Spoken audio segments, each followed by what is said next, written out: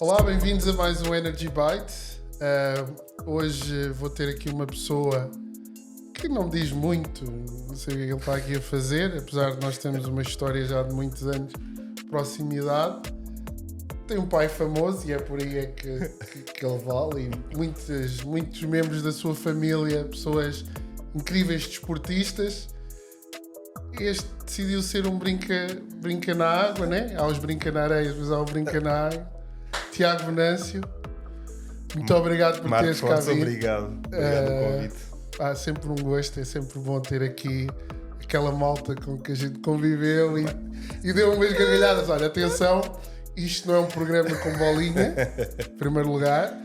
E em segundo lugar, vê se te comportas. Eu sei que tu és um gajo de alta sociedade e tal, por isso, à partida, a nível de comportamento, Nada. acho que te vais portar bem, espero que não, e que possamos falar aqui um bocadinho. Não, mas sabes que é giro, porque nós, parecendo que nós não éramos da mesma modalidade, mas treinávamos em alguns locais no mesmo sítio. E é giro que nós sempre nos demos bastante bem, apesar de não termos qualquer relação, para além daqueles momentos que nós estávamos no ginásio, debaixo da bancada do Jamor, onde é os campos de rugby. E depois nos jogos eram os únicos momentos que a gente estava e criámos uma relação que se calhar até te posso dizer que não tenho com ninguém da natação assim tão próxima como tenho contigo. A realidade é essa. Tu também és uma pessoa que é intragável. Também é verdade. Não, estou a brincar. Não, é assim, eu vim de um meio um bocadinho limitado, digamos assim. E quando eu caio ali, dou por mim numa realidade que era completamente inimaginável para mim, e começo a ver malta mais ou menos da minha idade, também com um enorme potencial para o desporto, como me atribuíam a mim na altura, e todos ali a treinar para ser os melhores. Yeah. E uma das coisas que eu mais gostava, porque a malta da minha modalidade e do atletismo, nós já convivíamos com competições e estágios e tudo mais, mas depois de estar ali a conviver com o pessoal de disciplinas completamente diferentes, mas todos com o mesmo com a mesma motivação, com o mesmo sonho, o sonho dos jogos, os campeonatos, as experiências, e isso sempre me cativou, tanto que eu posso dizer que tenho muitos amigos no atletismo, sem dúvida alguma, mas eu tenho amigos tenho muito mais amigos fora do atletismo e de outras modalidades, por esse convívio dos treinos, em primeiro lugar lá no Jamor, que acaba por ser ali a nossa meca quase, e muito também ter a oportunidade de estar a treinar e depois chegarmos ao objetivo que é chegar aos Jogos Olímpicos, e isso tem um impacto enorme. E foi isso que nós estávamos a falar antes de começarmos aqui a conversa, foi que eu, assim como tu, eu também não tenho, a gente fala com o pessoal da natação, etc, mas eu não tenho ali 3 ou 4 bons amigos na natação, mas devido às competições e aquelas rivalidades todas que nós tínhamos, parecendo que não, aqueles momentos que nós tínhamos no treino com outras modalidades e mesmo na fisioterapia, era onde se fazia as grandes amizades. Um bocadinho fora daquele contexto que nós estávamos habituados a estar sempre ou na piscina a ver aquelas caras. Quando chegávamos à fisioterapia era um bocado o escape, não é? Era e era curioso que acontecia isso contigo no ginásio, porque eu achava surpreendente que temos mais ou menos a mesma altura, mas a nível de constituição física tu no ginásio eras o clássico animal, não é? E eu chegava ali, como é que ele consegue fazer estes pesos? E eu ficava ali um bocado, não é? Diga-se passagem que eu naquela altura também olhava para vocês com muito espanto, com o mesmo espanto que tu, e olhávamos ali a fazer com 2,5 kg e eu pensava para mim, mas estes gajos só fazem isto, mas isto, a água também oferece resistência. Mas sabes que a cultura no meio aquático nunca foi, agora está um pouco diferente, ainda bem, mas na altura em que eu competia, que eu nadava, não se falava muito da preparação física fora da água. Era tudo muito direcionado para a água, e a preparação física era um complemento que nós fazíamos para não ter lesões, depois para combatar os treinos dentro da água. E achava super interessante ver a malta do atletismo, e às vezes até nos cruzávamos com a seleção de rugby. Aquilo era impressionante ver aquela malta no ginásio. E fazia-me confusão porque é que nós na água não fazíamos mais, estás a perceber? Já vamos E chegar íamos aí. lá fora e eu via aquela malta do meu tamanho, que aqueles corpos de nadadores de alto rendimento, não é? Constituições físicas brutais, e eu tinha que competir contra eles. E aquilo mexia-me um bocado. Já vamos chegar aí, já vamos aí. Gostava de saber um bocadinho como é que foram as tuas primeiras braçadas na natação. Eu sei que tu vens de uma... no teu seio familiar tiveste desportistas. Em primeiro lugar, porquê a natação quando em casa tinhas outros exemplos É assim, muito grandes? É um bocado, se tu fores, se calhar, hoje falar com outros nadadores, se calhar 90% de atletas de natação foram para a natação porque tinham ou asma ou um problema qualquer de saúde. E eu não. Meu pai, jogador de futebol a vida toda, jogou capitão do Sporting, depois acabou a carreira no Boa Vista. A minha mãe veio do atletismo, tinha sido campeã nacional nas camadas de formação, juvenis e júniores. E tudo indicava que ia participar nos jogos também. Entretanto, depois conheceu o meu pai e optou pela vida familiar, e a coisa não se deu. E a natação, que eu assim um bocado de paraquedas, isto porquê? Porque eu tinha em Setúbal, havia uma piscina muito antiga do Clube Naval Setubalense, não tinha condições quase nenhumas, e na altura abriram uma piscina municipal em Palmela. Aí eu tinha um tio que ia aos tempos livres nadar, às terças e quartas-feiras, que era quando tinha as folgas do trabalho. E ele levava o meu primo e eu ia um bocado a reboque. Mas eu ia naquela só para estar dentro da água, porque eu nunca foi nada que me interessasse muito, para te ser sincero, a água. Eu era daqueles miúdos que tinha jeito para as modalidades todas. Tudo o que se praticava na escola, os professores de educação física queriam que eu fosse praticar a modalidade.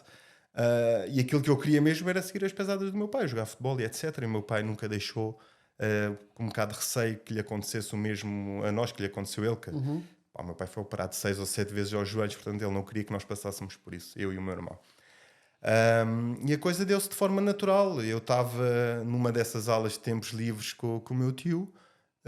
Por sorte, o treinador de competição estava a dar o treino e viu, olha, aquele miúdo parece ter jeito, veio falar comigo. Eu na altura disse logo que não queria ir, porque eu era muito novo, a ver os miúdos da competição já mais velhos, aquilo intimidou-me um pouco, e eu disse que não. Entretanto, ele pediu para falar com os meus pais na semana seguinte, ou passado 15 dias, e lá me convenceram, e foi assim de forma muito natural que a coisa se deu. Mas não foi nada de nem por doença, nem por... Foi uma coisa completamente Natural, ao acaso. aconteceu. Mesmo ao acaso. No fundo, o desporto hoje em dia para os miúdos, acho que essa é a maneira mais saudável deveria ser, não é? de chegar, né? Sim, sabemos que existem outros exemplos, e tu numa família com uma super mãe do atletismo, essa grande modalidade, né? O futebol, também seres puxado para um lado ou para o outro podia ser uma tentação muito grande por parte deles. É assim, o atletismo nunca foi a minha praia, porque eu detesto correr, sou-te sincero. Podia ter ido para o lançamento... É só para atletas. Não, podia ter ido para o lançamento do peso, que era uma coisa mais fácil. Sabes que o atletismo é para qualquer um. Mas a coisa não se deu. O atletismo não é para qualquer um, eu entendo essa tua relutância em relação O futebol, eu achava que tinha jeito. O meu pai diz que eu não era muito coordenado a correr e etc. Pronto. Eu era muito alto já para a E os altura. dois pés esquerdos, né? Também podia ser por aí. Também não, sem desprimor para os canhotos, quer dizer. Mas a natação entrou assim na vida um bocado ao acaso. E as coisas depois vão surgindo. Se calhar aconteceu mesmo contigo. Vais à primeira competição, achas piada, tens o teu grupo de amigos, aquilo até corre bem, ficas bem classificado, na prova a seguir ainda ficas melhor, à terceira ganhas, e aquilo vais alimentando aquela bola de neve, e foi assim que surgiu. Se dissesse que era a minha modalidade de eleição numa fase inicial, não era. Não era. Eu por acaso passei a mesma coisa. Eu acabo por ir para os lançamentos, porque era aquela disciplina onde eu demonstrava mais qualidades, mas ao mesmo tempo não era, eu detestava. Eu só comecei a gostar de fazer lançamento do peso em juvenil, e foi porque fui às Jornadas Mundiais da Juventude em Moscovo, e fiquei maravilhado com aquilo. Fiquei completamente... E a partir daí é que eu comecei a gostar. No ano a seguir fui campeão da Europa de juvenil. E pronto, e depois aí já não tens como não gostar. Quer dizer, és o melhor da Europa daquela porcaria. Se não mostrares cá ali... Apesar, eu não sei se tu sentiste isso, eu sempre tive uma sensação de... não sei explicar muito bem, se uma dualidade de critérios dentro de ti. Eu adorava competir. Eu sinto que fui feito para a competição, mas não é só na natação, era em tudo. Em tudo o que eu metia era para ganhar. Mas depois a parte do treino, aquilo mexia-me um bocado com o sistema nervoso. Pá, eu sinceramente, eu sempre gostei do treino. Aliás, eu tinha um pavor da competição quando era mais novo, porque ainda não me tinha especializado. Então havia umas provas onde eu era um bocadinho melhor, outras que eu era um bocadinho pior, aquelas que eu gostava muito, mas se calhar não era assim tão bom. E então eu gostava do treino, do divertimento do treino, não haver aquela pressão do resultado, era mesmo aprimorar, aprimorar, aprimorar. Curiosamente, quando eu cheguei aos lançamentos, essa qualidade acabou por me beneficiar muito, porque esforçava-me muito no treino para melhorar, melhorar, melhorar, e depois para chegar à competição Estás e ser mais tranquilo. fácil, ser peanuts.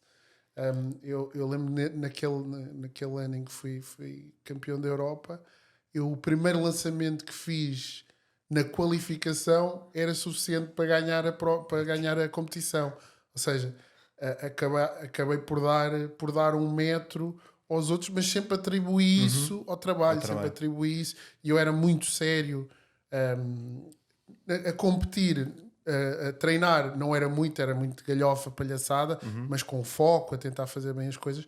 Mas a competir era muito sério, mesmo aqui naquelas competiçõezinhas da treta que antes haviam. Era sempre muito sério.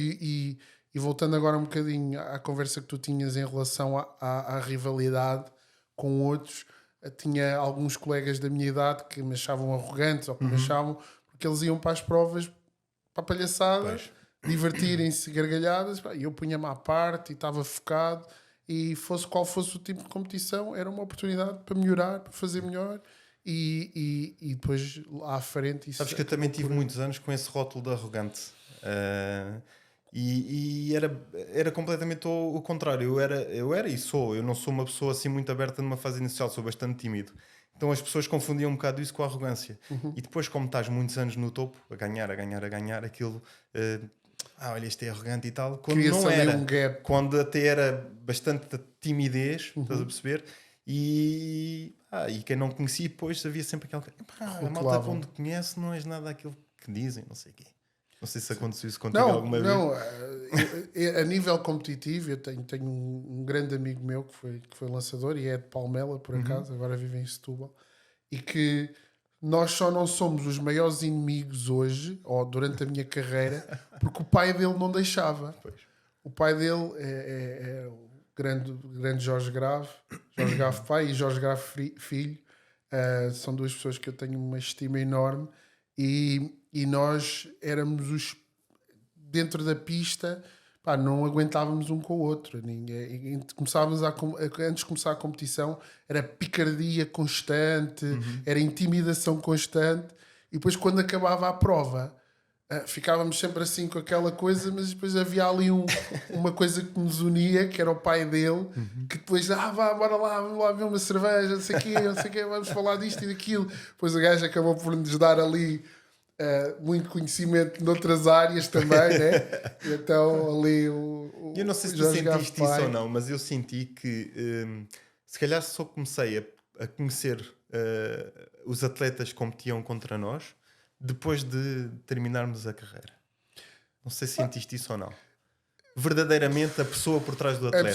Sim, de alguma forma sim, porque assim, pelo menos na minha perspectiva, tu tens sempre aquela expectativa da competição. Ele não deixa de ser o teu rival, claro. E tu também tens que resguardar um bocadinho. Eu acho que acabando o desporto, e algumas vezes esta envolvência no desporto fazia com que tu tivesse uma atitude, criasses uma máscara, uma persona dentro da modalidade. É verdade.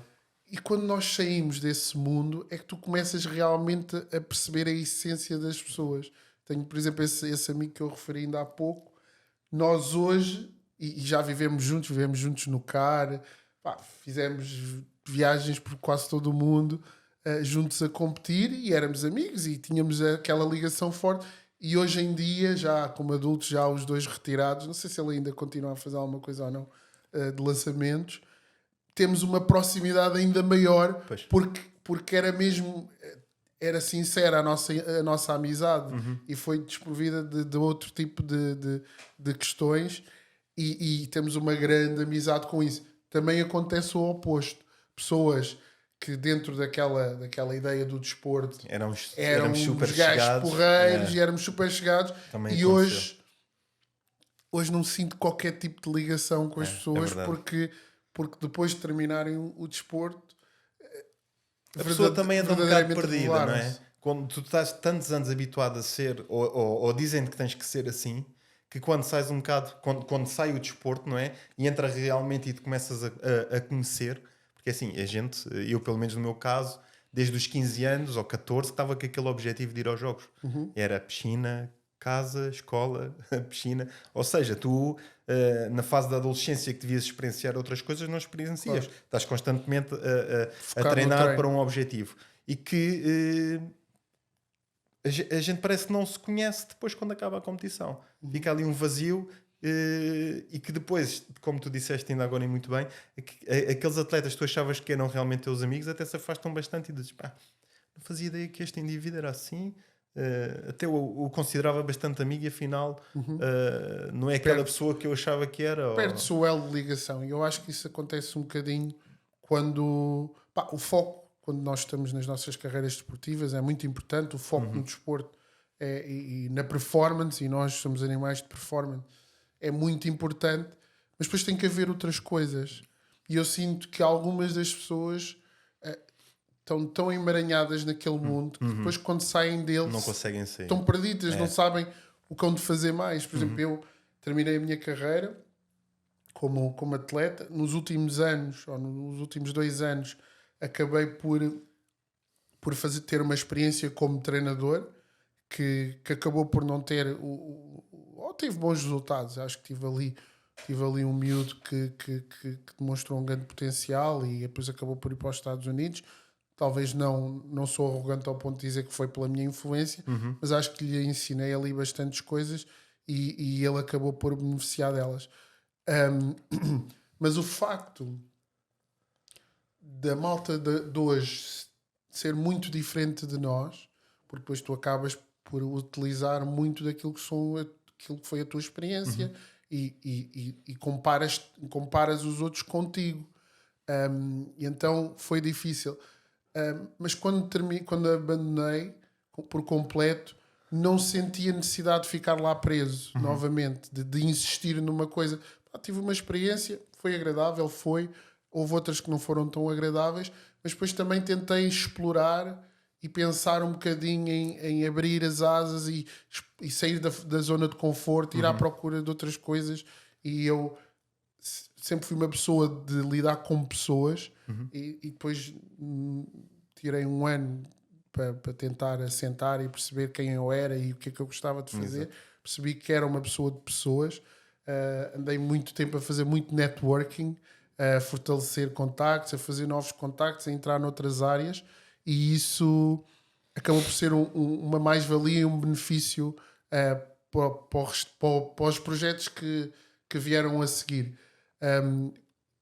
Queria saber da tua parte também como é que foi esse desmamar da natação. Apesar de nós estarmos aqui a saltar muitos tópicos, há aqui coisas que eu queria te perguntar. Então, mas pronto, perguntar, mas queres ir já por esse? Mas É assim, eu não foi fácil, sou-te sincero. Eu fiz Atenas, Pequim e Londres, e a seguir a Londres, no ano 2013, sou operado ao ombro direito.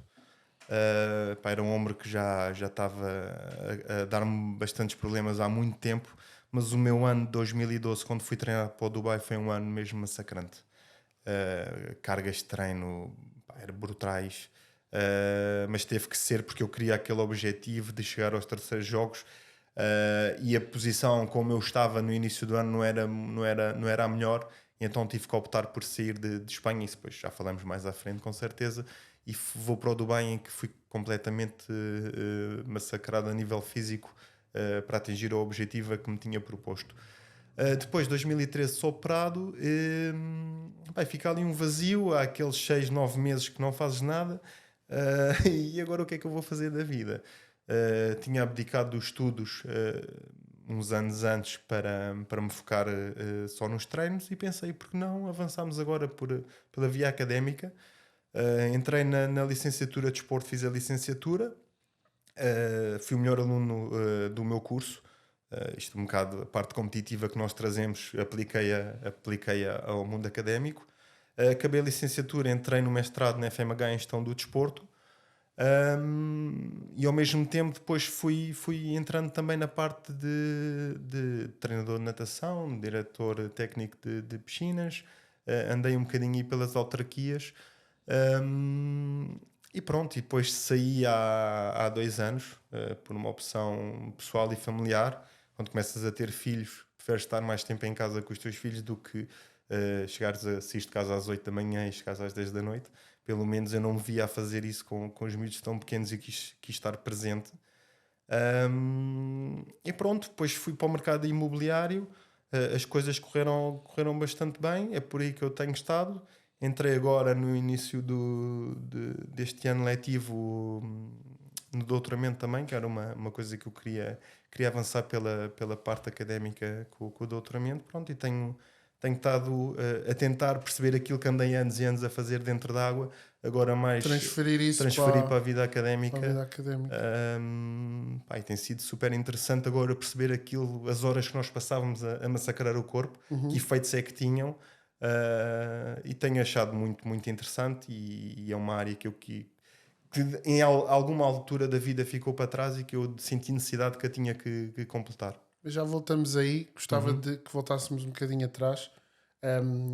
Iniciaste ali aquela fase com o teu familiar lá na natação, e daí para o salto para a competição, como é que isso... Olha, eu sou-te sincero, eu tive uma evolução muito, muito rápida para aquilo que acontece na natação. Eu comecei bastante tarde já. Eu devo ter começado nos tempos livres para aí com 6, 7 anos, e depois andei ali uns anos a brincar naquela. Era competição, mas era pré-desportiva, que se chamava na altura, mas era mais brincar do que outra coisa. Íamos 1 ou 2 vezes por ano aquelas competições pequeninas que havia, aqueles encontros que a malta se juntava. E depois a coisa tornou-se mais séria quando entro no secundário em Setúbal. E começa a sair às 6h30 da tarde da escola e não me dava tempo para chegar à piscina em Palmela. E curiosamente ou não, tinham acabado de abrir a piscina municipal de Setúbal, que ficava mesmo ao lado da escola. Ou seja, eu vivia a 50 metros da escola e tinha a piscina a 50 metros. Era um centro de rendimento que eu tinha ali em casa. E a coisa tornou-se mais séria aí. Isto porquê? Porque 3 dos alunos da minha turma nadavam nesse clube e precisavam de mais um elemento para fazerem uma estafeta. Porque podiam ser campeões nacionais se houvesse mais um elemento, porque os outros 3 eram bastante bons. Aí a coisa surgiu assim, eu vou para esse clube. Numa fase inicial as coisas foram muito duras, porque eu andava praticamente a brincar do outro lado e ali já se treinava a sério. Mas no ano tive uma evolução brutal e foi assim que as coisas mais ou menos surgiram. A nível competitivo, assim, qual é as memórias? O que é que se destaca assim de competições? Tive a primeira competição em que eu acho que foi aí que eu vi que poderia ter algum potencial para a coisa. Foram os campeonatos nacionais em Cantanhede, em que eu era juvenil B. E fiz 3 finais e eu era, se não salvo erro, era eu e o Fábio Silva na altura, os únicos juvenis Bs. Era um colega da Alcobaça, em que conseguimos ir às finais e em que eu fico em terceiro numa prova, ganho outra, contra os tubarões naquela altura, que diziam que iam ser os futuros nadadores. Depois no ano seguinte temos os campeonatos nacionais em Braga, que aí eu, todas as provas que nadei, ganhei, recordes nacionais por uma margem bastante larga, e foi aí que eu realmente senti que, olha, vamos apostar nisto. E depois começam as competições internacionais também e as coisas vão correndo bem. Vamos ao Foz em 2003, em Paris, em que eu ganho os 50 e os 100 livros. E depois foi aquela coisa, vamos já apostar para irmos aos Jogos em 2004 ou esperamos e fazemos 2008 só. Eu tinha 16 anos na altura, mas eu na minha cabeça meti logo que era naquele ano que iria ir aos Jogos. Isso faz uma confusão enorme. É que eu com 16 anos fui campeão da Europa de juvenis? Claro que pensava em Jogos Olímpicos, mas porra, espera aí, meu. Não, Não, quer dizer, é normal na natação, sim. mas é assim. Não era muito normal. Sou-te sincero, não é muito normal. Não sei se poderá ter sido antes ou depois de ti, mas eu já vi casos de atletas com 16, 17, com miúdas com Sim. 15 anos Sim. a ir aos Jogos Olímpicos, pá. Yeah. Espera aí, não achas que houve ali, porque há sempre aquela ideia de não massacrar os miúdos muito novos, do overtraining, assim, para poder lá chegar mais cedo e olhando agora para trás, pôr em causa depois o futuro? olhando agora para trás, acho que foi um erro. Até porque eu abdiquei um ano do secundário para treinar exclusivamente para tentar os jogos. E o que é que acontece? Eu nesse ano recebo uma scholarship para os Estados Unidos, para uma faculdade, e não posso ir porque tinha perdido um ano. Tinha que fazer um ano zero na faculdade lá e batia com montes de campeonatos da Europa, e então as coisas complicaram-se se eu não fui. As coisas poderiam ter sido completamente diferentes se eu tivesse ido para lá. Ou não, também não sabemos. Mas agora olhando para trás, penso que nessa altura não foi bem gerida a questão. Deveria-se ter preservado se calhar um pouco o atleta. Sim. E abdicar daqueles jogos, mas eu também sou sincero, eu na altura não pensava assim. Claro, eu queria ir aos jogos, na flor da idade, és miúdo, Jogos Olímpicos, ainda para mais tens o Campeonato da Europa de Júniores no Jamor, sendo que é o teu primeiro ano de Júniores na piscina onde tu normalmente vais treinar com a bancada cheia de malta, e tu pensas, eu vou ao Jamor para ganhar, faço mínimos e vou aos jogos. O que é que acontece? Eu consigo fazer mínimos uns meses antes porque vou... foi uma história engraçada que eu soube uns anos mais tarde. Isto já foi com a seleção de absoluta, em que fomos participar nesta estafeta, que estávamos dependentes se o Tino estava confortável ou não na altura, porque ele vinha de problema qualquer, não sei, não consigo ir ao pormenor. E eu vou para participar nesta estafeta e tu na altura, podendo participar numa prova, podias nadar outras provas que fossem, que tivesse os tempos mais ou menos porreiros para conseguir estar presente. Então o que é que eles fazem? Inscrevem-me aos 50 e 100 livros e às 2 estafetas. Primeiro dia estafeta com dos absolutos, aquilo eu vou em último, com os tubarões todos que tu só vias na televisão, miúdo, 15 anos ou 16, a tremer por todo lado. Aquilo não correu tão bem como eu achava, acabei a prova, vomitei-me todo, aquelas cenas mesmo a miúdo, com a adrenalina, não sei o quê, nervosismo. Ainda para mais, não correu como eu queria fazer logo o tempo ao mínimo, fica em um segundo, eu ligo para casa, a minha mãe atende, a minha mãe era assim um bocado mais... O meu pai nunca se meteu muito, só queria que a malta fizesse desporto e que estivesse feliz. A minha mãe sempre, se calhar passou-me aquela frustração de não ter ido aos jogos, um bocado para mim, estás a perceber? Aquela pressão não saudável, que nós agora sabemos que pode não ser saudável, mas se calhar também não fosse aquela pressão, também não tinha lá ido, não tinha dado um incentivo. E ligo-lhe a chorar, não vou conseguir fazer mínimos, e ela só me diz assim, não consegues fazer mínimos? Aquelas respostas mesmo à mãe na altura, estás a ver? E ela disse-me qualquer coisa na altura que aquilo mexeu-me. Eu digo-lhe assim, então amanhã vou-te ligar e vou fazer mínimos. E desliguei-lhe o telefone, passei-me no dia a seguir, tinha os 100 livros de manhã. Deixa-me só fazer aqui um parênteses, né? Sim. É assim, a senhora tua mãe a demonstrar aquilo que é ser o atletismo. O atletismo é isto, é garra. Não há cá, não consegues mimimis. Mas é mesmo. Mimimis da mas natação. Ela fez o transfer daquilo que lhe acontecia um bocado para a natação. Faz sentido. Sabes que a natação não era assim, a natação era muito cordial, estás a perceber? E eu na manhã a seguir tenho a eliminatória dos 100 livros, vou com o campeão da Europa ao meu lado esquerdo e o campeão do mundo ao meu lado direito. E eu no meio. Assim, o que é que eu estou aqui a fazer no meio destes gajos? E vou, eu lembro-me perfeitamente, o mínimo era 50-40 e eu faço 50-38, mínimo B. Uau. Assim, já está. Ligo, a partir daí foi um peso que saiu de cima. Foi preparar mais 2 ou 3 meses para os campeonatos da Europa de Júniores no Jamor, em que, num daqueles momentos que te acontece uma vez na vida, a bancada, estás a ver a bancada do Jamor cheia de malta, a puxar pela estafeta, eu vou em primeiro, pista 8, teoricamente é a pior pista porque levas com as ondas todas. Com as ondas quando bate o muro. E eu saio em primeiro, chego, recorde nacional, Assim, uau, bati o recorde do Tino, foi logo o que eu pensei. E depois chego cá fora, pá, isto é recorde da Europa de Júniors, é mínimo lá para os jogos. Pá, juro-te, eu não sei como é que fiz aquela prova. É daquelas provas, é o estado flow mesmo. Tu estás ali e não estás-te a ver de cima. Yeah. Se me disseres como é que eu fiz, eu não me lembro. Lembro-me de acabar a olhar para o meu pai, estava na bancada todo satisfeito. Bateste o recorde e tal, não sei o quê. Pá, e um turbilhão de emoções. Por seu lado, daquele momento foi muito bom, mas que depois deu-me uma carga, um peso excessivo ao longo da carreira toda, depois Seres nos anos ali, seguintes. Yeah. seres ali um prodígio. Pá, era o prodígio, era a prova rainha, que são os 100 livros. Tinha sido o recorde da Europa de Júniors e tu quer queiras, quer não. Não havia mais ninguém em Portugal a fazer aqueles tempos, enquanto tu nos Estados Unidos até podias ter feito aquele tempo, mas tinhas mais 3 ou 4 ou 5 atletas superiores a ti, estavas mais resguardado. Tu aqui em Portugal não. Eras o único, então tive que levar um peso às costas, se calhar que ninguém me o colocou, mas que eu sentia.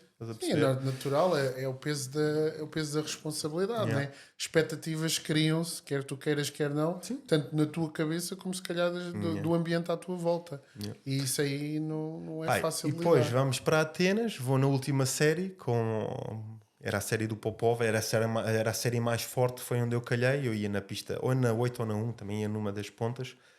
Aquilo não me correu assim tão mal, mas não foi aquilo que eu quis. Não fiz o mesmo tempo que tinha feito nos europeus, 3 semanas antes. Também não dava porque o pico de forma tinha sido apontado para o europeu de junho. E depois vais preparar os próximos 4 anos com aquilo na cabeça de eu agora quero fazer aquilo que nunca ninguém fez. Mas já levas uma carga muito pesada às costas. Muito pesada mesmo.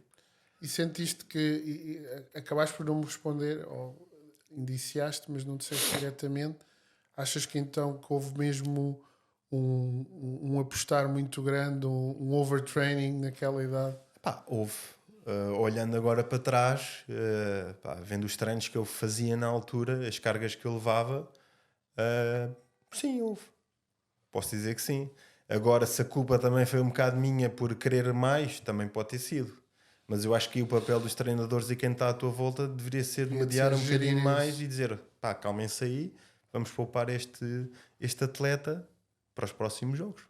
E achas que se aprendeu alguma coisa com isso ou acabam por se Sou-te sincero, perder muito e prejudicar muitos outros? Eu acho que não se aprendeu grande coisa, até porque tu tens um caso recente de um super talento a nível nacional e internacional, em que lhes estão a pôr já uma pressão enorme em cima, quando o miúdo acabou de descer para a modalidade.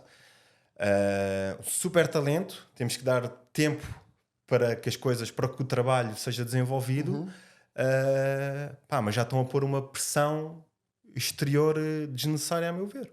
Devíamos preservar mais, mas isso acontece um bocado em Portugal em todas as modalidades. Parece que nós não preservamos os talentos. Mas porquê? Porque também não temos muitos.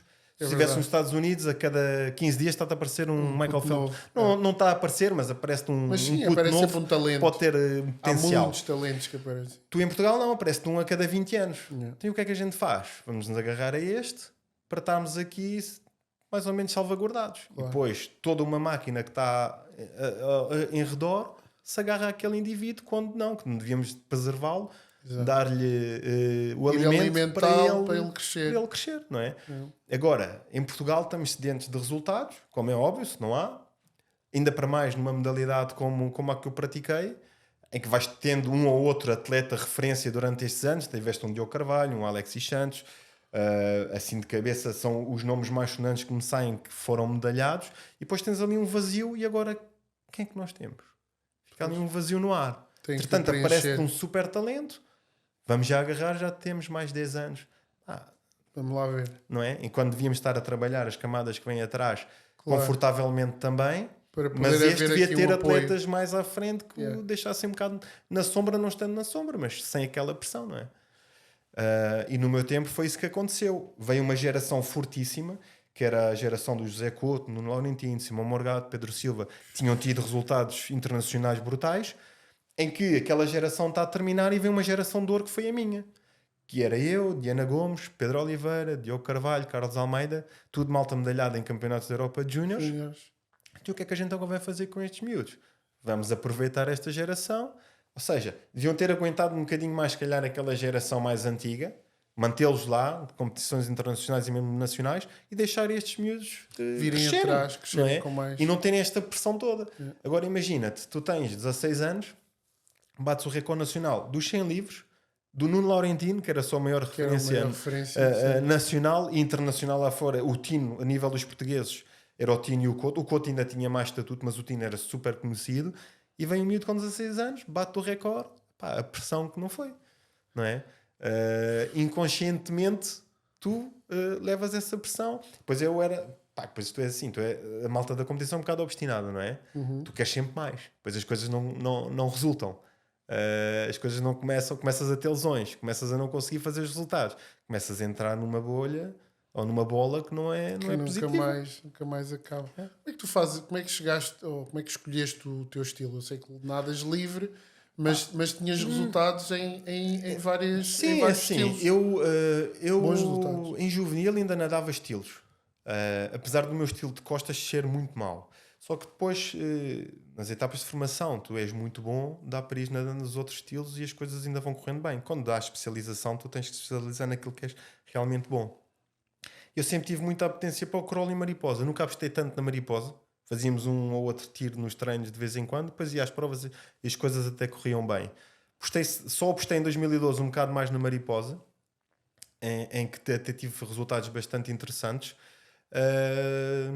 Mas pronto, aí também houve a meu ver, uma gestão que não foi muito bem conseguida da parte dos treinadores que me acompanharam na altura, porque depois começas a insistir sempre nas mesmas provas e que ele torna-se saturante quando os resultados não aparecem. Não é? Podias experienciar outras provas e ver, não quer dizer que fosses ser o melhor do mundo, mas só para limpar um bocado a mente. Estás a Por acaso perceber? vocês nisso têm uma vantagem, porque tens vários estilos. Yeah. Pá, e mesmo que não sejas muito forte num estilo, Sim, dá só para o facto variar. de trabalhares, também estás a fortalecer naquilo que és melhor. Nós no atletismo acontece um bocadinho isso. Também temos essa facilidade nos lançamentos. Para mim, ou era o peso ou era o disco, e quando ia ao disco, ia mesmo só para a palhaçada, e mesmo assim fui campeão nacional uma vez.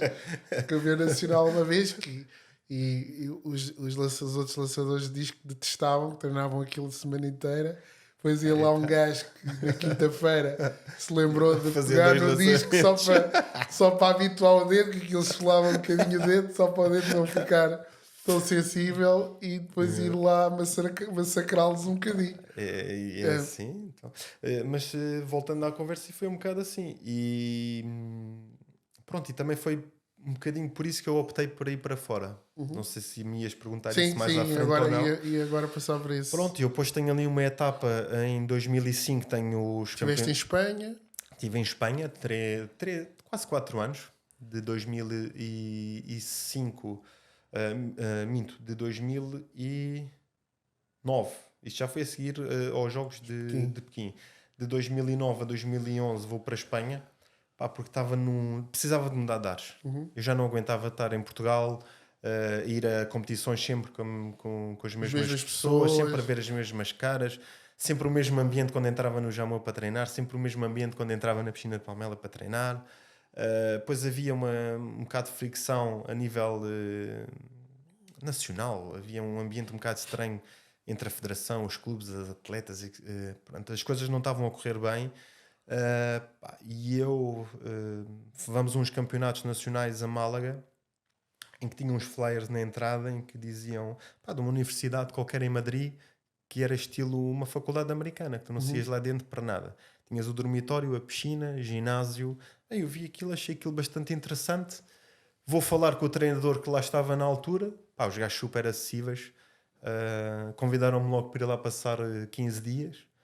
E eu já estava tão desesperado de estar cá. Não que me tratassem mal, mas precisava mesmo de sair.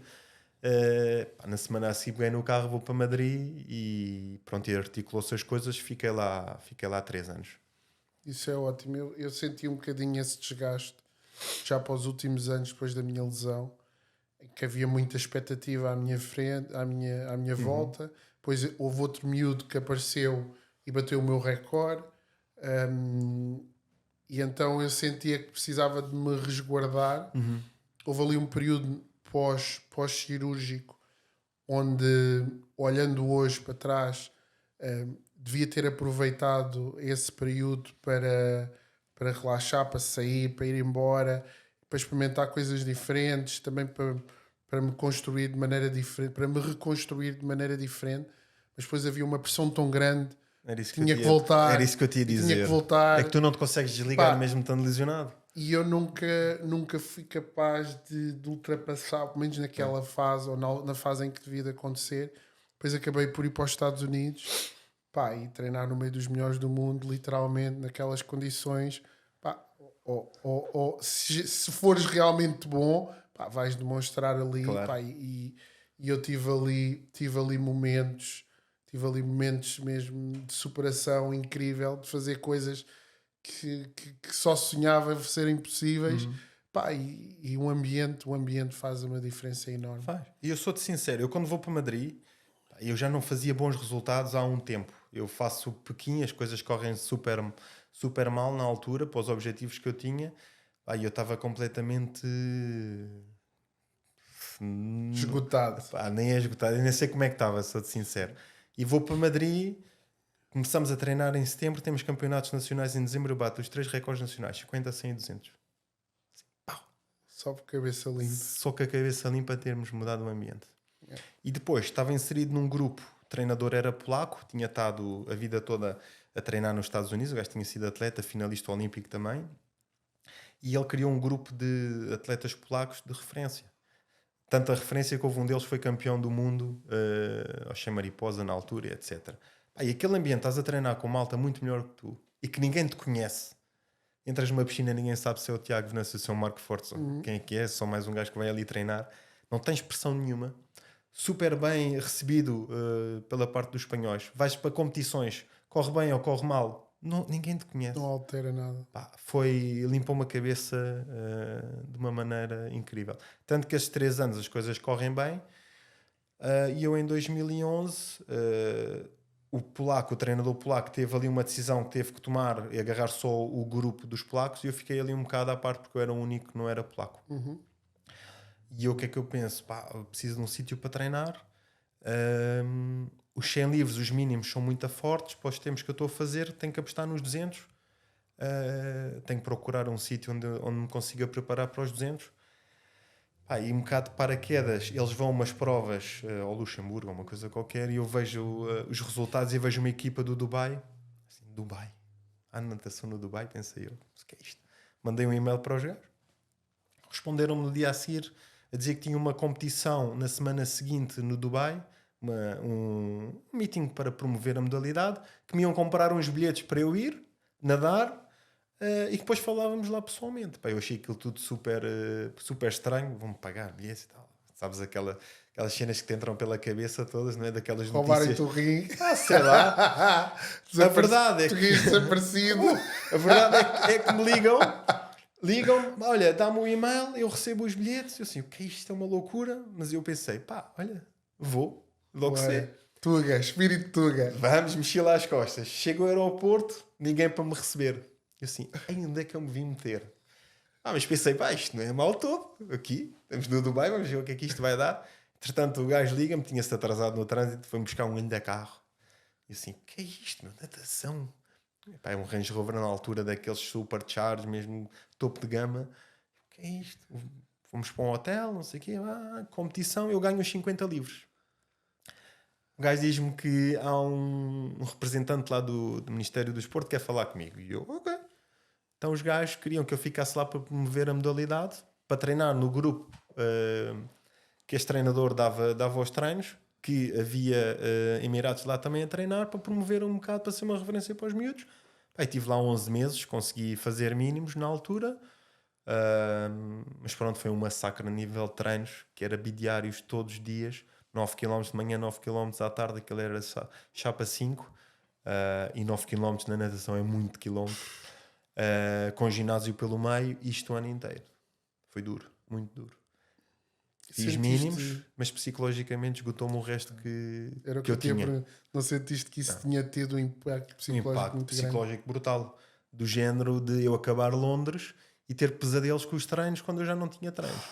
Para veres o estado em que aquilo me deixou. Duro. Porque nós lá treinávamos às 5h30 da manhã, por causa do calor, as piscinas eram todas ao ar livre, então tínhamos que aproveitar enquanto não estava muito calor para treinar, depois treinávamos já só ao final do dia, quando já não havia sol.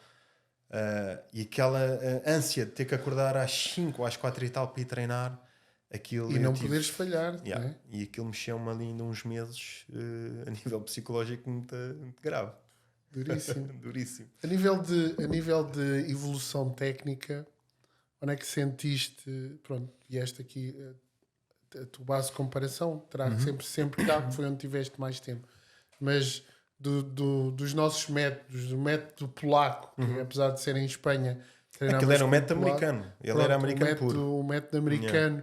E depois aquela metodologia que sabe-se lá de onde é que eles foram buscar lá no... Sabes que o do Dubai, o treinador era inglês, toda a equipa era inglesa. O problema é que ele tinha uma metodologia ainda muito antiga, do género. Eu também estava inserido num grupo de atletas em que um foi finalista olímpico aos 200 mariposa. Tu, para nadar aos 200 mariposa, não fazes treininhos curtos. Um foi aos 400 livres e havia um aos 1500. E eu estava ali no meio daquela malta toda. Portanto, eu fazia os treinos que eles faziam. Mas quando eu saí daqui para a Espanha, o que eu senti maior diferença foi na preparação física fora da água. Não tinha nada a ver. Tanto Sim, que tu já referiste, chegaste lá fora as primeiras vezes, eram gajos enormes, aquilo não era só água. E era uma das coisas, era a imagem que eu tinha dos nadadores, que eram uns bizarros enormes, umas braçolas, umas costas enormes. E depois eu olhava para as nossas referências, por exemplo, o Laurentino, para mim sempre foi... Pronto, era alto, tinha aqueles ombros largos. Magrinho, não é? Mas magrinho. E pá, não sei, parecia que faltava potência ali. Sabes que o primeiro atleta que me surpreendeu mais a nível físico foi o Zé Couto quando veio. Ele tinha estado nos Estados Unidos uns quantos anos, pá, e o primeiro campeonato da Europa que nós temos, que foi esse de Madrid, pá, e o gajo era uma bizarra. Eu disse, este gajo é um animal. O que é que este gajo faz? Não sei o quê. Pá, e ele dizia que trabalhava muito fora da água lá. Pá, mas trazeres isso para Portugal na altura, em que isso vai-te mudar o corpo, vais ficar mais pesado, era menos flexibilidade, lá. Isto era o que se pensava na altura. Graças a Deus, hoje em dia, as coisas já não estão assim. Bem pelo contrário, já se investe bastante fora d'água. Daí também os resultados que têm estado a aparecer nestas gerações, muito fruto do trabalho fora d'água. Mas eu sempre achei que do que nós fazíamos para o que se fazia lá fora, se calhar a maior diferença era aí. Porque eles trabalhavam muito fora d'água e nós continuávamos a não trabalhar tanto. E isso refletia-se depois na evolução da modalidade. Tu tinhas os super talentos cá em Portugal, mas depois querias dar o salto e nunca conseguias. Não é só por esses fatores, inúmeros fatores. Não havia investimento para seres profissional da modalidade. Aliás, tinhas aquelas bolsas do comitê quando fazias os mínimos, recebias uma ou outra ajuda do clube, mas nada até chegares aí... Mas nada que te desse para estar ali 100% focado só nos treinos, não é? E que soubesses que quando isto acabar tinha aqui um pezinho de meia para me aguentar. Eu acho que isso é a maior lacuna que nós temos no nosso sistema desportivo, porque tu chegas a uma determinada idade e começas a pensar, é assim, eu quero ter família, quero ter a minha casa, quero ter os meus bens, ou tens a sorte de ganhar um campeonato e entrar muito dinheiro, e isso não é garantido, não é? Ou então começas a pensar assim, o que é que a gente está a fazer, como é que a gente está a fazer, e sem esse apoio tornam-se as coisas muito mais difíceis. E eu acho que isso acaba por ser um dos fatores decisivos para as outras nações terem tantos gajos ou tantos atletas de nível internacional, por exemplo, e medalhados. Eu vejo, por exemplo, em Itália, grande parte dos atletas são os carabinieri, ou são da polícia. Em França era igual.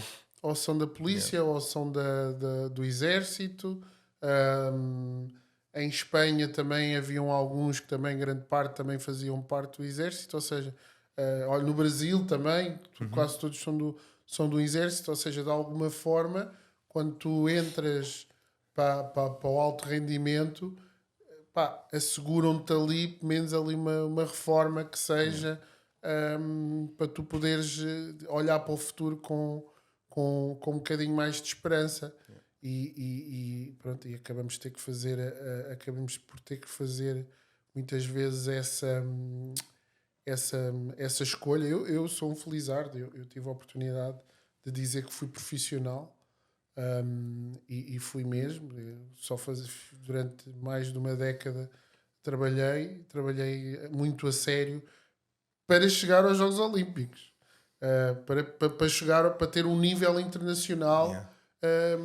Porque era uma modalidade que não era muito conhecida, não tínhamos grandes tradições. Houve outros lançadores, sim, pessoas que deram os primeiros passos que foram muito importantes para a modalidade, mas acabei por ter que rumar ao desconhecido para conseguir, e felizmente foi possível. O que é que tu achas sobre a forma como vês a modalidade nos dias de hoje? A natação ou o atletismo? O atletismo, eu sei que se não. Eu percebo que tu não entendas de desporto, mas natacinha, vá lá na natacinha, Não, o que é que vais ver aquilo dá? vou-te ser É sincero. natacinha ou é natação agora? No teu Para tempo mim já era é só natacinha. No teu tempo era natacinha. Não, é assim, nós temos tido resultados muito positivos. Aliás, se calhar nos últimos anos até têm sido os resultados mais positivos, se calhar, que nós temos tido na modalidade. Se calhar até mais do que a minha geração, que se pensava que iríamos ter resultados bastante de relevo. Quando a geração seguinte, se calhar, foi a que tem tido. Também tivemos a sorte de termos alguns treinadores. Pá, agora vem uma equipa técnica de fora, né, que está no centro de alto rendimento com os miúdos novos, trouxe metodologias completamente diferentes e daí os resultados que também têm estado a aparecer. E tivemos a sorte de termos tido também treinadores que vieram de outras modalidades. Temos um treinador do Norte que até veio do atletismo, que foi, acho que foi atleta mesmo de atletismo, em que trouxe um bocado da metodologia do que se praticava ou do que se fazia no atletismo para a natação, e os miúdos têm tido resultados muito, muito interessantes. O Gabriel, agora não me recordo, é a Camila, não sei se há mais algum atleta, com certeza que haverá. Eu também te sou sincero, eu desliguei-me um bocado da modalidade, afastei-me um bocado. Afastei-me um bocado, vou acompanhando um ou outro resultado quando aparecem, mas não quis abrir um bocado também horizontes noutras coisas e não estar só focado na natação, Sentes e que isso, etc. não sentes que isso. Eu pergunto porque eu também senti um bocadinho.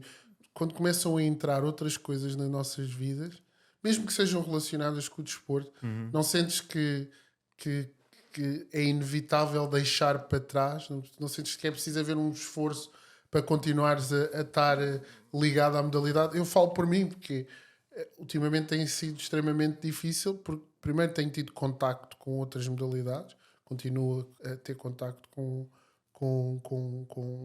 desportos de equipa, essencialmente, e já não me é tão cativante a voltar à minha modalidade.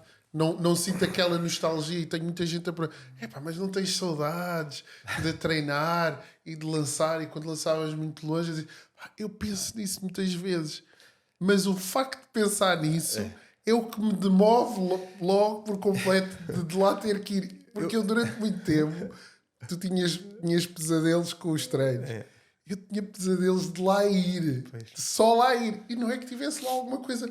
Mas é que foram tantos anos, tantos E anos. sabes que eu tenho uma questão que é, mas isto é transversal, não é só a natação, que é, nós atingimos um patamar a nível das nossas modalidades que pouca gente atingiu, não é? E quando vêm indivíduos que nem sonham o que é preciso passar para lá chegar e que acham que sabem mais que tu, eu naturalmente me começo a afastar um bocado. Mas isto é crítico em tudo. E pronto, eu senti um bocado isso da parte da natação, a perceber? Muito entendido, e que tu depois começas a pensar: pá, eu estive lá, eu sei o que é que se passa para lá estar, o que é preciso fazer, o que é que vem esta O que é que malta, os outros fazem também? o que é que Lá esta malta fora. agora vem demonstrar ou mostrar ou mandar areia para os olhos, e automaticamente vais-te afastando. Eu, pelo menos, vou-me afastando. Pá, não sei se te acontece isso, mas eu sinto que há tanta gente que percebe e que não te dão o valor que se calhar deveriam dar, não é? Porque assim, vamos ver quantos gajos tens na modalidade que tenham ido a 3 jogos. A 4 só tens um, Simão. A 3 deves ter para aí 6 ou 7. Yeah. Não é? A 2 tens mais uns quantos. Se calhar devia-se ir buscar esta malta Sim, devia-se dar valor a esse, para tentar esse know-how. perceber o que é que eles sabem ou que podem... De que forma é que podem contribuir para o desenvolvimento, Estás a perceber? Sabes que eu acho que a culpa disso é um bocadinho os maus dirigentes que temos. E isto é dito assim, pode ser ou não bem aceito por algumas pessoas que possam ouvir, mas eu acho que o maior erro está aí. Porquê? Porque são aquelas pessoas que nunca tiveram a experiência, que nunca sentiram, que nunca sofreram, que depois acabam por decidir coisas que são muito importantes para as vidas de quem realmente lá está. E acabam por, muitas vezes, não saber interpretar, sejam ideias, metodologias, seja o que for relacionado com a vida prática do treino e daquilo que é a modalidade, que depois olham para nós, ou para nós os atletas que lá passaram e que atingiram grandes resultados e que acabaram por revolucionar um bocadinho as suas modalidades, olham para nós como se fôssemos uma praga, ou seja, uma ameaça. Não, eu acho que pior que uma ameaça é mesmo... veem, ou seja, percebem que nós temos um bocadinho mais do que eles para entender, mas não querem sair de onde estão. E em vez de aproveitarem, têm em mente que lhes seja passado um bocadinho ali mas em Portugal o atestado de incompetência. E é aquilo que eu mais detesto, e por isso é que eu me tenho afastado muito da minha modalidade, é pessoas que não têm a visão correta, não têm o know-how, podem estar ali 30 anos, mas são 30 anos de vazio de umas ideias que vai-se lá saber onde é que eles vão buscar, mas depois chegam ao fim dos 4 anos e querem resultados. Está bem, mas a gente para haver resultados tem que haver uma estratégia.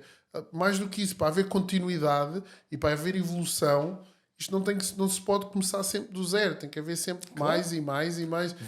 Voltamos à conversa que tivemos há pouco. Com estes novos talentos que estão a aparecer em Portugal, que deviam estar a ser alimentados e estarem resguardados, não está a acontecer. Não é? Vocês ao menos ainda estão a desenvolver talento. Há modalidades que têm importado. E esse aí é outro problema. Sabes que eu tive algumas conversas mesmo com grandes amigos meus, que as coisas não correram tão bem por pontos de vista bastante diferentes desses assuntos, em que me faz bastante confusão. Em vez de estarmos a alimentar um sistema desportivo de base que nos possa vir a dar esses resultados daqui a uns anos, estamos a encurtar um caminho que não vai dar em nada. Também. E o que é que os nossos filhos vão beneficiar desse corte de caminho? Zero. Nem os nossos filhos, nem a sociedade, nem os jovens. Porquê? Porque não se identificam com as pessoas, não se identificam com ele. E para quê? Se depois vão buscar, não é? Pois. O que é que vale esforçarem? Eu já ouvi isto da palavra de atletas com bastante talento que foram passados à frente por outros e dizer, então, do que é que vale eu me esforçar? O que é que eu faço? O que é que eu estou aqui a fazer? O que eu estou aqui a fazer? E acaba por desmoralizar. E acho que os nossos dirigentes não têm uma estratégia por trás. Eu acho que isto vem de cima. Isto vem ainda mais de cima. Porque se houvesse aqui uma estratégia de desenvolvimento, de real desenvolvimento do desporto e para que houvesse mais inclusão, para que houvesse mais praticantes, para que houvesse aqui uma pirâmide baixa, alimentar a profundidade das modalidades. Se nós tivéssemos muitos, ou se tivéssemos mais, com uma perspectiva de evolução X anos, vamos olhar para a Espanha. Antes deles fazerem os Jogos Olímpicos, eles eram piores do que nós. Nós portugueses tínhamos muito mais resultados do que eles. No entanto, houve ali uma estratégia e a coisa evoluiu e hoje são uma superpotência da Europa. E nós estamos aqui tão perto, não aprendemos nada com isso. Sabes o que é que eu também noto? Que é As pessoas põem-se nos cargos para benefício próprio. Não sei se sentes muito isso. É claro que sim. É só para, portanto, e todas as ações que promovem, É nesse sentido. não, estamos a ajudar não sei quem, não sei quê. Mas pronto. Isto daria para outro tipo de conversa. Isso fica para a próxima Mas fica- para o episódio 2. Mas não se pode ter estas conversas Não porque se pode, senão a gente- não, porque senão a gente... nós já somos postos de parte, então Se somos cancelados, apagam-nos os recordes dos convites. e apagam os nomes dos rankings. Pá, ainda no outro dia disse isso em Setúbal numa conversa que é: a malta pode tentar apagar tudo e tirar tudo, mas a história, Pois, é verdade, a história está lá. pá, quer queiram, quer não, tu tens 2 jogos, É verdade, pá. Eu por acaso eu gostava de... eu tenho sabes, 3, há outros que têm outros 3. Pá, isso não podem apagar. por acaso, Por mais tentativas. quantos... Agora, falando muito a sério, tu que foste aos jogos aos 16 anos, tu naquela altura deves ter pensado, vou fazer para aí uns 16 jogos Não, olímpicos. eu na altura pensei, pá, e tinha a coisa de fazer 5. Pronto, Não sei porquê, era o meu objetivo. E eu não te contei como é que tive este sonho de chegar aos jogos, que foi, pá, uma história muito curiosa, foi com o Nuno Delgado. Recordo-me perfeitamente estar a ver Sydney quando ele ganha a medalha. Ei, eu aquilo lembro foi disso uma muito cena. bem. E eu assim, pá, eu quero ser como este gajo. Ganhar uma medalha nos jogos, não sei o quê. Excitação brutal. Aliás. Nunca pensei eu 4 anos depois fosse estar com ele. Mas Aliás, foi. em Sydney, eu recusei-me ir a Sydney para o campo de férias. Eu acho que quem foi o Alexis e a Jéssica Augusto. E eu recusei ir a Sydney porque tinha campeonato do mundo de júniores e pá, estava muito bem, estava muito forte e pensava, pá, não. Eu vou aos jogos. Vou... não, Não, quero não, ver. não, não, não, não, não, pelo contrário. Não, pelo contrário. Eu pensei, não, eu vou treinar para ser campeão do mundo do meu escalão, para ser. Pá, acho que é muito mais prestigiante para mim e acho que é o próximo passo do que se calhar pá, ir a uns Jogos Olímpicos. Eu quero ir a uns Jogos Olímpicos para ir competir, não quero ir ao campo de férias de Jogos Olímpicos. Pá, eu, quando me ligaram a convidar, eu disse, e tal, preciso de um tempo para dar uma resposta e tal, não sei o quê. E tive um dia a pensar nisso e no final do dia não vou aos Jogos, não vou ao campo de férias, vou ficar a treinar para ir ao Campeonato do Mundo. Ligaram e eu disse, olha, lamento, mas não vou aceitar. E do outro lado disseram, tens a certeza? Não queres mesmo ir? Eu disse, não, eu tenho Campeonato do Mundo e eu sei que lá não vou poder treinar. Pá, e eu quero ganhar uma medalha no Campeonato do Mundo. Mas tens a certeza? E eu, pá, sim, estou certo e estou convencido. Disse, desliguei o telefone. Arrependi-me! Porquê não vou aos Jogos Olímpicos? Que é burro! Mas tentei ligar de volta. E já ninguém Pois entendeu. desculpa lá. Agora já foste. Mas já convidámos outro gajo e o gajo aceitou. Mas sabes que eu estive nesse grupo também para Atenas, do grupo da malta dos futuros talentos que poderiam ir aos jogos. E nunca me disseram, o meu treinador nunca me disse, porque eu tinha posto na cabeça que eu ia, mas era para competir. E o gajo, naquela de pá, se isto correr mal numa via, vamos pela outra. Mas eu também não sei se iria, sou-te sincero. Não, mas eu pensando bem hoje, pá, claro que um miúdo jovem ir a uns Jogos Olímpicos, um campo de férias, conviveres com um monte de pessoas diferentes, atletas também, pá, com certeza que iria ser muito enriquecedor. Pá, mas eu hoje acho que tomei a decisão certa, porque esse tipo de decisões depois teve um impacto muito grande na minha carreira, ao longo da minha carreira. Porquê? Pela questão do foco. O meu foco era ser bom atleta, era ser um grande atleta, era ser campeão, ganhar medalhas, ganhar competições. E isso transpareceu naquele momento. E hoje estou orgulhoso de não ter ido pelo caminho fácil, que era de ir aos jogos ao campo de férias, em vez de apostar naquilo onde eu devia de estar. E eu vou de atleta e acabei por ir ao Campeonato do Mundo e correu muito a mal. E depois de ter passado isso, fiquei ainda mais arrependido. Mas agora com a maturidade acredito acredito que foi a melhor decisão, porque treinei mais, foi mais um passo para depois ter chegado e ir aos Jogos Olímpicos 8 anos depois, está bem, mas que se lixe. A verdade é que fui lá e tinha a expectativa de 4 Jogos Olímpicos também. A minha ideia era, pai, gostava de ir a 4 Sabes Jogos porque é que eu Olímpicos. queria ir a 5? Porque eu fui aos meus primeiros e quando cheguei a Portugal fui logo fazer a tatuagem dos Jogos. Símbolo olímpico. Pau! E depois disse à minha mãe, pá, este giro era preencher os buraquinhos, o símbolo, com as datas. com as datas. Pá, eu tenho as 3 de cima. E fiquei, ainda hoje olho para a tatuagem e penso, fogo. Faltava só estes dois. Mas psicologicamente já não dava. Sabes que eu escolhi não fazer a tatuagem porque pus como objetivo eu só vou marcar o meu corpo com o símbolo dos jogos se tiver uma posição relevante. Pá, só ir é importante, sem dúvida alguma.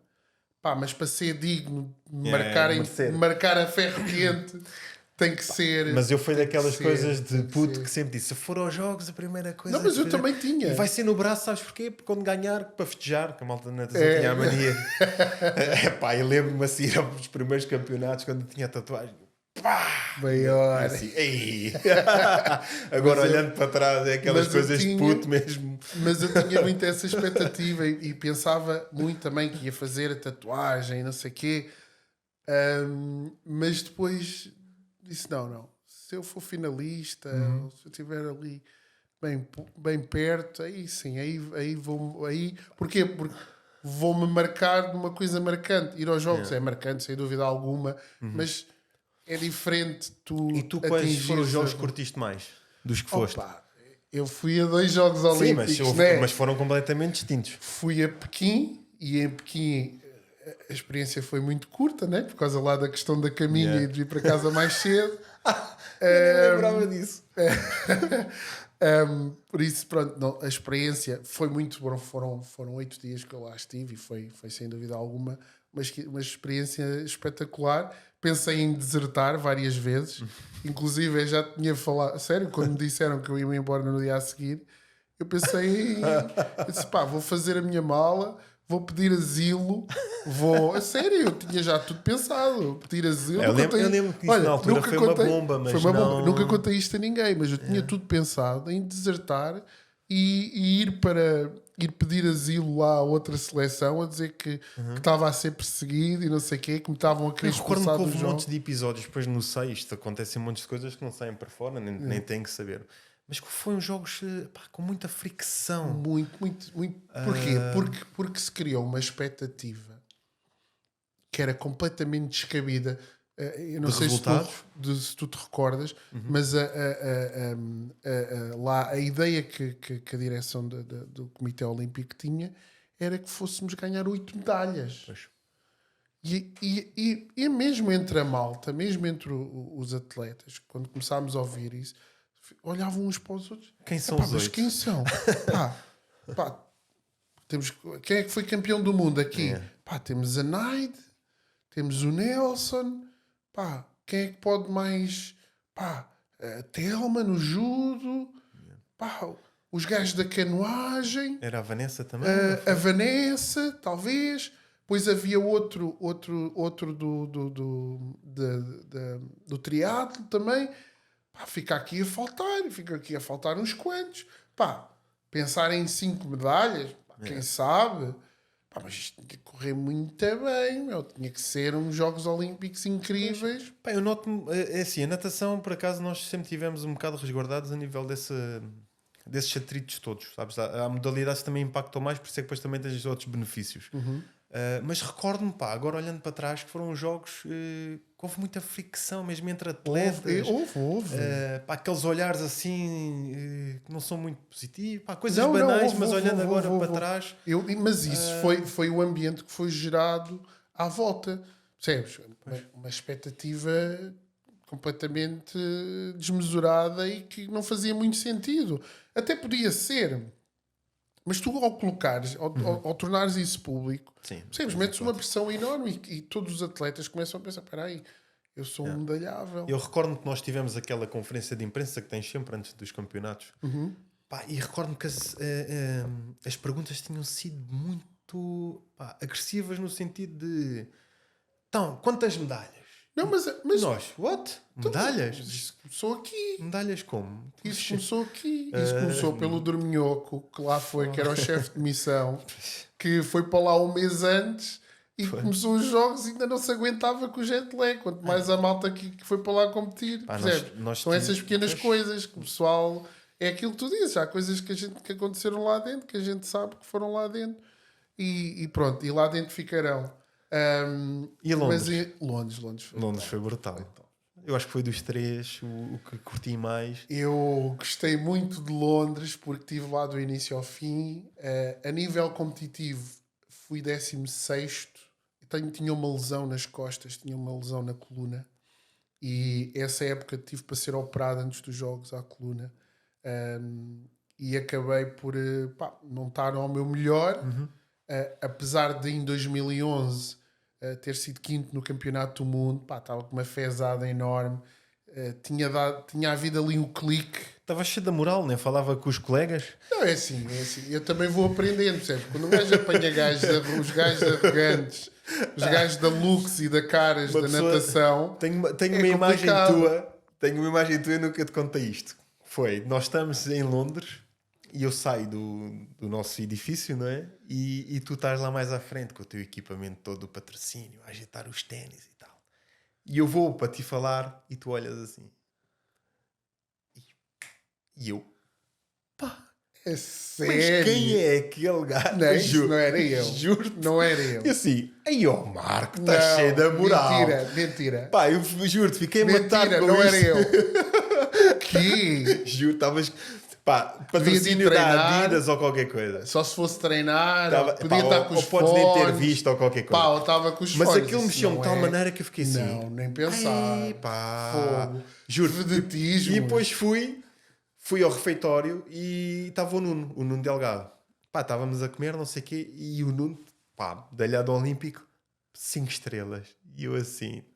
O outro gajo devia de aprender com este. Não. Juro-te, isto eu a pensar para mim. Não, impensável. Mas foi... Atitudes de vedetismo, nunca. Eu sei que não. Por isso é que eu Felizmente. estou a dizer assim, como é que o Marco... Felizmente nunca. Não vi. E depois eu pensei, está bem que eu já não estou há uns anos em Portugal. Não, mas pode ter sido por aí e tal. Conheci, eu sei. Deve ter sido uma questão de olhares e não ver, devia estar...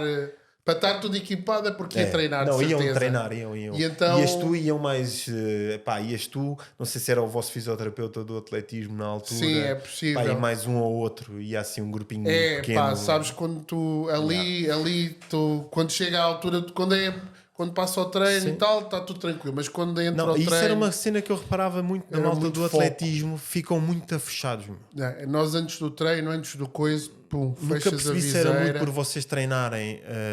Para já tens vossas disciplinas completamente diferentes. Mas depois, como nós na piscina vais 3 numa pista, ou 4, ou whatever.